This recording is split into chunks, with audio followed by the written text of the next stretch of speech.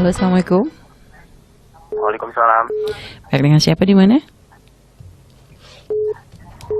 Saya dengan Halo. Halo, iya silahkan. Dengan siapa di mana? Saya dengan hamba Allah di Kalimantan. Masya Allah. Baik, silahkan bersolat terlebih dahulu. Allahumma shalli ala sayyidina Muhammad wa ala ali sayyidina Muhammad. Allahumma shalli wa sallim barik alaihi wa ala sahbihi. Baik, langsung kepada Buya. Assalamualaikum. Waalaikumsalam warahmatullahi wabarakatuh. Suaranya kurang jelas. Waalaikumsalam, silakan. Nah, silakan. Suara Anda tetangga baik di sini. Iya. Iya, silakan. Begini Buya, semoga Allah merahmati Buya dan keluarga dan Amin. para santri-santri Al-Baqarah Amin semuanya. ya rabbal alamin. Amin. Saya mau bertanya begini. Di lingkungan saya ini kan ada suatu kurban itu arisan. Tapi arisannya itu tidak misalkan tahun ini yang dapat keluarga ini, itu bukan. Jadi arisan tujuh keluarga. Nah, ketika ada berkurban sapi, itu hanya satu keluarga itu diambil satu orang atas namanya begitu. Jadi satu keluarga satu orang sampai 7 orang dalam 7 keluarga. Nah, apakah hal seperti itu bisa dikatakan termasuk sunnah dalam berkurban, Buya? Baik. Nah, kalau misalkan tidak, bagaimana solusi terbaiknya? Apakah misalnya diganti kambing atau bagaimana?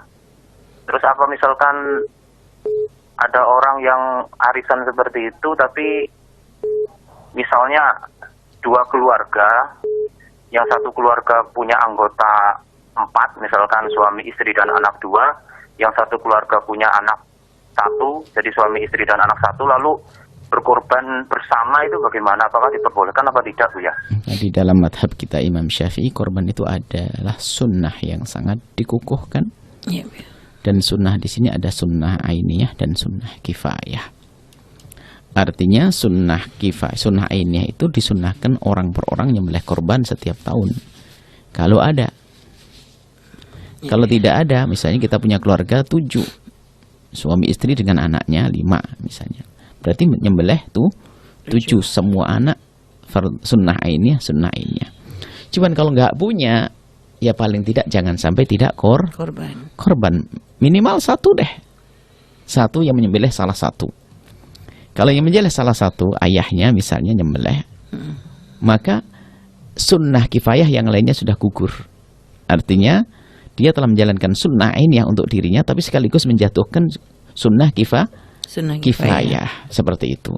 Nah, ini seperti itu gambarannya. Kemudian kalau arisan, bisa saja arisan 2 model begini.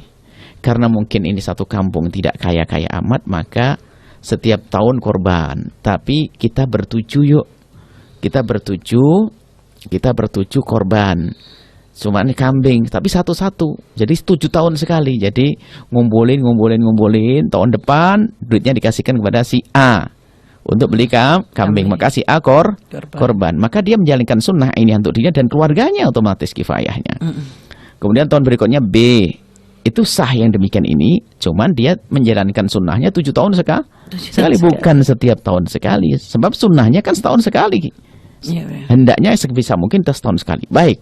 Kemudian, nah ini sistemnya lain lagi. Seperti yang Anda ceritakan bahwa arisan mesti 7 keluarga. Cuma nanti menyembelih kambing. Itu sebetulnya menyembelih sapi. Sebetulnya nggak beda seandainya per keluarga ya. Karena 7 keluarga, anggap saja sapi 1 untuk keluarga A dulu tahun ini. Berikutnya keluarga ini. Bisa saja begitu. Cuman modelnya tadi sepertinya begini. Karena kalau sapi dibagi 7, maka ini juga sah. Jadi korban, misalnya dari keluarga A ya mungkin diwakili, yang menerima adalah satu orang ayahnya misalnya, ya kan? Keluarga B juga ayahnya dan C pun siapa saja di situ, maka sah. Jadi seolah-olah keluarga ini nyembelih kan 1 sapi dibagi 7. Jadi seolah-olah 1/7-nya adalah milik keluarga A, 1/7-nya B dan sebagainya. Maka bagi yang satu dari sebuah keluarga tadi, dia telah menjalankan sunnah yang sangat dikukuhkan ainiyah. Tapi begitu seterusnya, begitu juga maka telah gugur sunnah kifayah. bagi yang lainnya. Artinya tuntutan sunnah sudah nggak ada lagi. Tapi kalau mau nyembelih sunnah tetap ada. Itu makna sunnah kifayah. Jadi kalau pengen paham sunnah kifayah itu kayak fardu kifayah. Fardu kifayah itu begini. Kalau ada sholat jenazah itu, kalau sudah ada beberapa orang melaksanakan sholat jenazah, yang lain gugur, tidak dosa. Tapi kalau melakukan sholat, tetap fardu kifayah. Sama, sunnah kifayah begitu.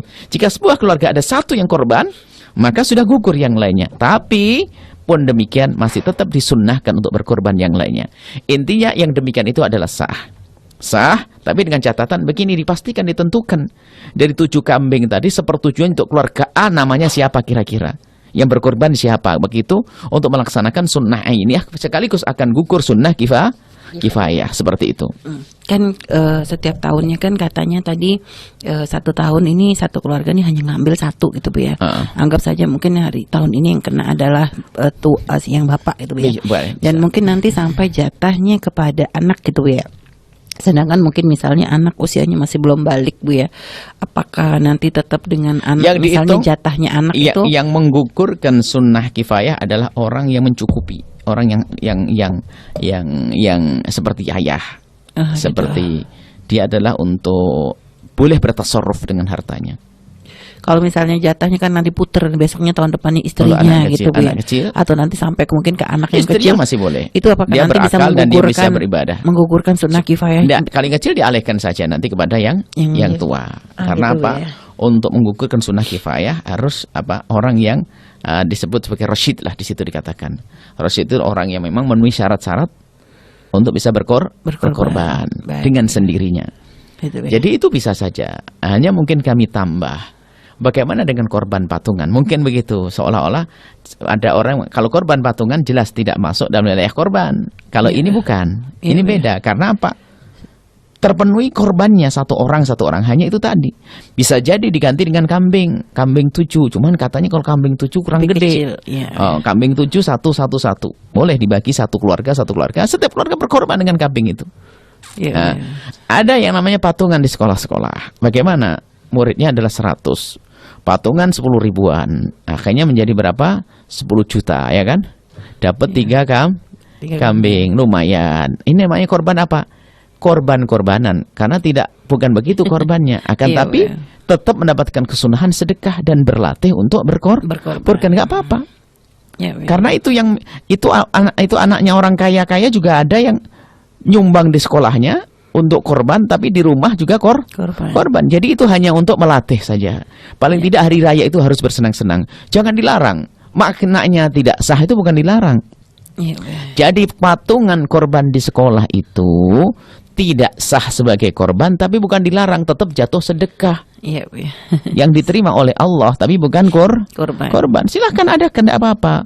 Karena kalau tidak sayang dong, karena sekolah itu paling tidak ya, sekolah SMA yang muridnya 300 ya kalau bisa korban 15 kambing kan lumayan.